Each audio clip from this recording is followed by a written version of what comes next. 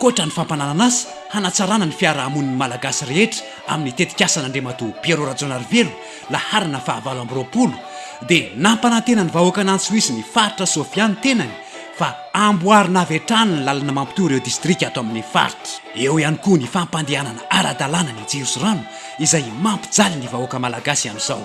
Ho atsaraina ny fitantanan-draha raha-mpanjakana amin'ny alalan'ny fitsanjaram-pahefana isam-paritra. Lera numéro 28 lany ny raha karakaraintsika voalohany arapetrakatsika dia ny atao hoe république fortement décentralisée. Zay ny ataotsika. Io ny dingana irosoantsika tsy helihely mandeha hagny amin'izay atao hoe fédéralisme zeny. Ka zeny natonga atsika isafidy ny atao hoe décentralisation. Izy koa ke miana le fitokisana zaho alaiky vaolombelona atsika jiaby amboaritsika tsy ho ela ary miaraka amin'ny vava ny lalana many tsara be alagnana na lalava.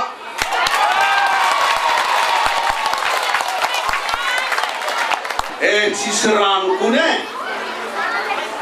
tsisy rano nagnino tsy ela efa tsisy rano.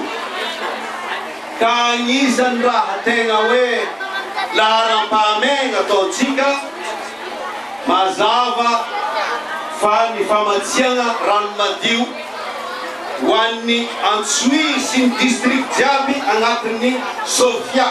Ary docteur infirmier sage-femme ambany personnel médical jiaby io izahatsika zay fomba ampazoto anareo andeha agnatona atsika agny ambany volo agny.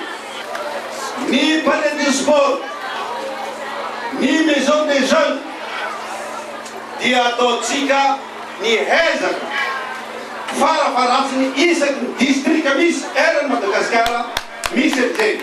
Tapa-kevitra zaho agnatin'ny zafitrasa zay atotry ny vahoaka malagasy anangana andro mpanjakana manoka atao hoe troisième chambre ametrahatsika an'ireo Sojabe, ametrahatsika Tangalamena, ny Azomanga, Vavanjaka, ny Ampanjaka. Agnatin'ny troisième chambre io dia manana immunité parlementaire kara député sy sénateur koa ro jiaby eo. Mitandresa radio, mizahana télé, mizahana gazety fa ho hitanareo famelabelarana amin'ny atsipiriany zany projet de société indesiny tonton Sona zeny indesiny Rajonarivelo Piero indesiny numéro 28 ho anareo.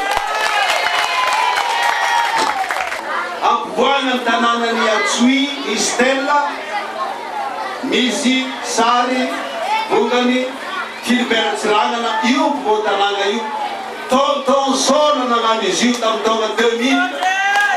Mamaly ny etaetanao ireo rehetra ireo ka fidio Piero Rajonarivelo laharana fahavalo amby roapolo.